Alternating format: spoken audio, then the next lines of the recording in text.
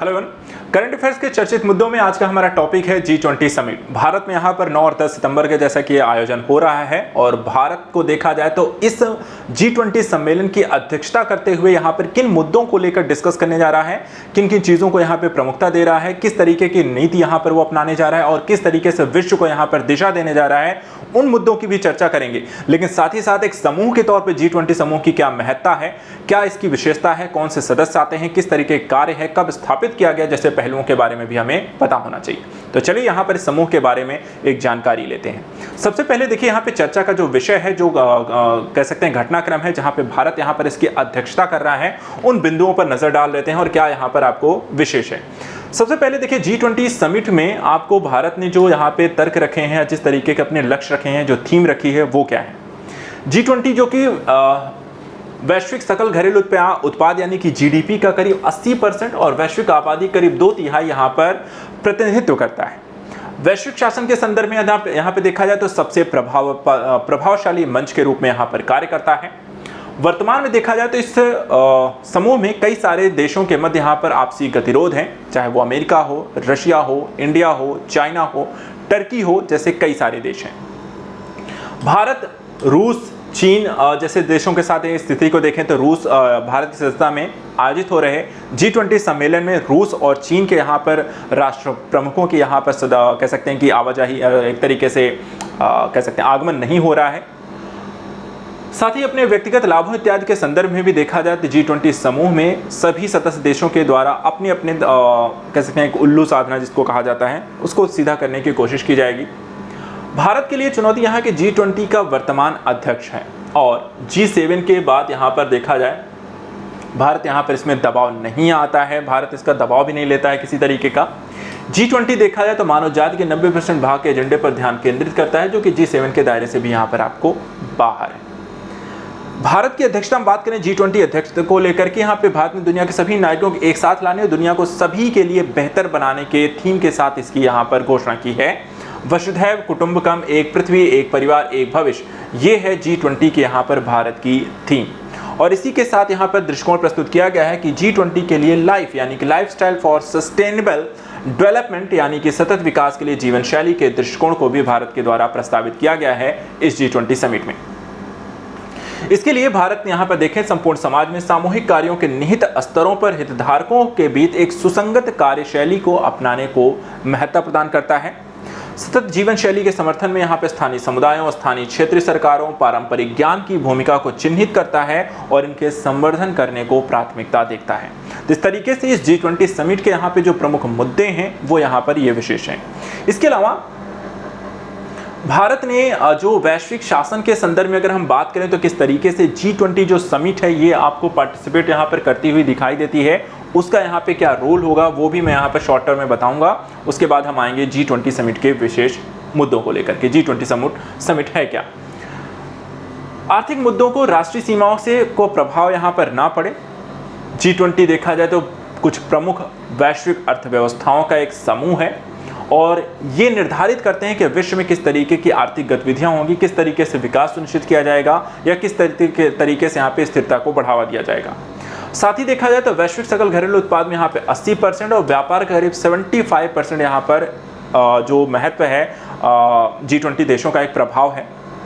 संकट प्रबंधन के दृष्टिकोण से देखें तो G20 का उभार 2008 में वित्तीय संकट प्रबंधन की प्रतिक्रिया के स्वरूप यहाँ पे सामने आया था और इसको लेकर के एक रणनीतिक तौर पर यहाँ पर साथ में मिल करके काम करने को प्राथमिकता दी गई। एक वैश्विक नेताओं के एक मंच को एक संकटपूर्ण स्थितियों में किस तरीके से उसका सामना किया जाएगा, विश्व के यहाँ पर प्रभावशाली देशों का एक मंच है ये। कोविड-19 जैसी महामारी के दौरान भी देखा जाए G20 नेताओं के यहाँ पर वैश्विक प्रयासों के समन्वय के असाधारण वर्चुअल लीडर समिट के अवसर पर अनुसंधान समर्थन को दिया गया।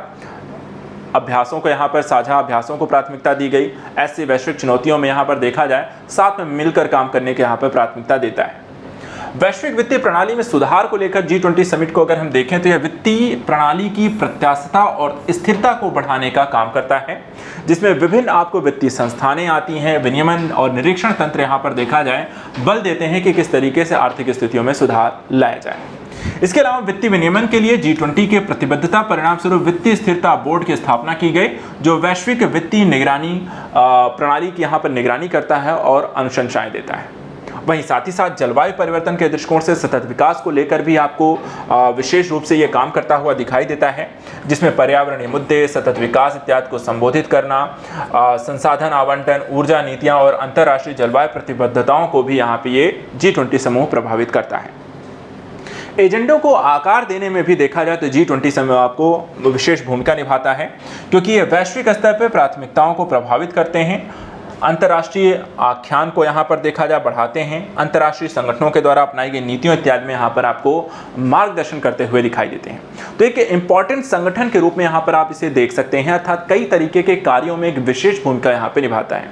तो आइए अब यहाँ पे समझते हैं कि G20 समिट यहाँ पर क्या है और कैसे कार्य करता है। देखा जाए तो यहाँ पे G20 समिट क्या है, उसके कार्य, उसके समूह के सदस्य और इसकी सूची को भी हम यहाँ पर देख लेते हैं। सबसे पहले G20 समूह है क्या, तो यहाँ पे देखा जाए तो ये एक विश्व बैंक और अंतर्राष्ट्रीय मुद्रा कोष के प्रतिनिधि, यूरोपीय यूनियन एवं 19 देशों के एक अनौपचारिक समूह को हम G20 समूह कहते हैं। 80% यहाँ पर GDP का वैश्विक यहाँ पे प्रतिनिधित्व करता है, अंतर्राष्ट्रीय व्यापार का 75% और विश्व की 60% आबादी का यहाँ पर ये प्रतिनिधित्व आपको करता है। इसकी उत्पत्ति की अगर हम बात करें तो G7 के द्वारा विकसित एवं विकासशील देशों की अर्थव्यवस्थाओं में के मध्य यहाँ पर सहयोग को स्थापित करने के लिए 1999 में वित्त मंत्रियों और केंद्रीय बैंकों के गवर्नरों के द्वारा सम्मेलन को ये आयोजित किया गया। आगे चलकर वर्ष 2008 में देखा जाए तो वित्तीय संकट के दौरान दुनिया ने यहाँ पे उच्चतम राजनीतिक स्तर पर एक नई सर्वसम्मत से आवश्यकता को महसूस किया और इसके परिणाम स्वरूप देखा जाए तो एक बार फिर से यहाँ पर 20 राष्ट्रों के नेताओं की एक बैठक यहाँ पर की जाएगी, जिसे G20 यहाँ पे समूह का नाम दिया गया, जिसमें वित्त मंत्री, केंद्रीय मंत्री और गवर्नर वर्ष में 2 बार इसमें बैठक करते हैं और विश्व बैंक एवं अंतर्राष्ट्रीय मुद्रा कोष के प्रतिनिधि भी देखा जाए जिसमें पार्टिसिपेट आपको करते हुए दिखाई देते हैं। G20 के कार्यों की अगर हम बात करें तो ये 2 तरीके के ट्रैक्स में यहाँ पर विभाजित है। पहला यहाँ पर फाइनेंस ट्रैक का G20 समूह है, जिसमें वित्त मंत्री, केंद्रीय बैंक, उनके प्रतिनिधि यहाँ पर सभी बैठकों में भाग लेते हैं, वित्तीय विनियमन, राजकोषीय मुद्रा इत्यादि पर केंद्रित होते हैं। दूसरा जो होता है शेरपा ट्रैक होते हैं, जिसमें राजनीतिक जुड़ाव, भ्रष्टाचार का विरोध, विकास, ऊर्जा, व्यापक मुद्दों पर ध्यान केंद्रित किया जाता है, जो कि राष्ट्राध्यक्षों की यहाँ पर आपको बैठक होती है। बताते चले G20 समूह में यहाँ पे 20 सदस्य आते हैं। कौन कौन से हैं तो यहाँ पर आप देख सकते हैं अर्जेंटीना, ऑस्ट्रेलिया, ब्राजील, कनाडा, चीन, यूरोपीय union, France, Bharat, Indonesia, Italy, Japan, Mexico, रूस, सऊदी अरब, दक्षिण अफ्रीका, दक्षिण कोरिया, टर्की, यूनाइटेड किंगडम, संयुक्त राज्य अमेरिका यहाँ पर इसमें शामिल है। इसके अलावा स्पेन को एक अस्थायी गैर सदस्य के रूप में यहाँ पे आमंत्रित किया जाता है, जो प्रत्येक वर्ष G20 में यहाँ पर पार्टिसिपेट करता है। आता है स्थायी तौर पर, लेकिन है कैसा, गैर सदस्य है।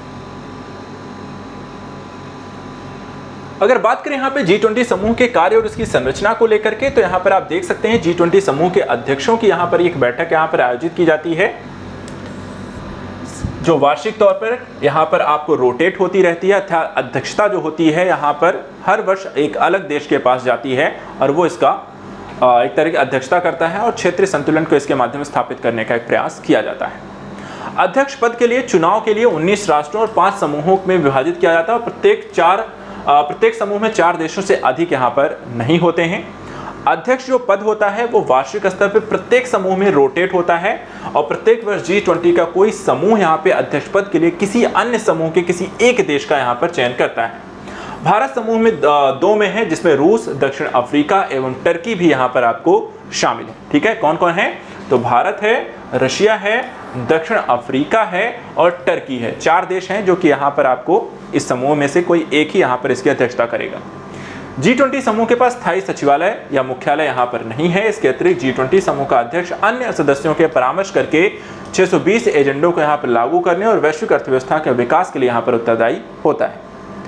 ट्रोइका क्या है? ट्रोइका देखा जाए तो प्रत्येक वर्ष जब एक सदस्य देश अध्यक्ष पद ग्रहण करता है तो वह देश के पिछले वर्ष के अध्यक्ष देश अगले वर्ष के अध्यक्ष देश के साथ भी यहाँ पर समन्वय स्थापित करके कार्य करता है और इस प्रक्रिया को सामूहिक रूप से हम ट्रोइका कहते हैं। अर्थात जैसे भारत इस साल है तो अगले साल जिसके साथ यहाँ पे आयोजित करेगा और पिछले साल जिसने आयोजित किया था उनके साथ मिल करके समिट को यहाँ पे आयोजित करता है। एक तरीके से यहाँ पर उनके साथ विचार विमर्श करके चीज़ों का निर्धारण करता है।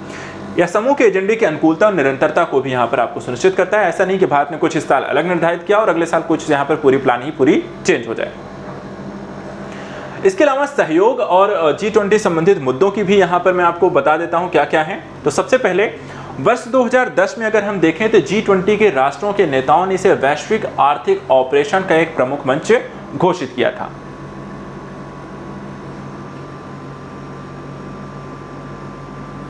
उसके पश्चात देखा जाए G20 समूह के सदस्यों के कार्यों का विभिन्न अंतर्राष्ट्रीय संगठनों का यहाँ पर सहयोग स्थापित करना, और इस संगठनों में देखा जाए तो वित्तीय स्थायी बोर्ड यहाँ पर आपको इसमें शामिल है। इसकी स्थापना देखा जाए तो G20 के नेताओं के द्वारा वैश्विक वित्तीय संकट से निपटने के लिए की जाती है। कई सारे इसमें संगठन आते हैं, जैसे कि अंतर्राष्ट्रीय श्रम संगठन, अंतर्राष्ट्रीय मुद्रा कोष, आर्थिक सहयोग एवं विकास संगठन, संयुक्त राष्ट्र, विश्व बैंक, विश्व व्यापार संगठन। G20 गैर सरकारी क्षेत्रों के साथ नियमित तौर पर यह संपर्क करता है।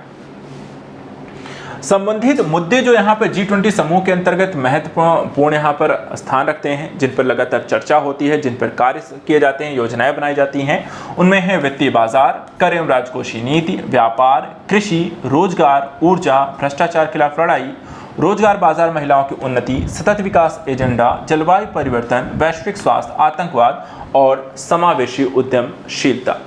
इस तरीके से यहाँ पर आप देख सकते हैं कि इसके सहयोग और संबंधित यहाँ पर मुद्दे हैं।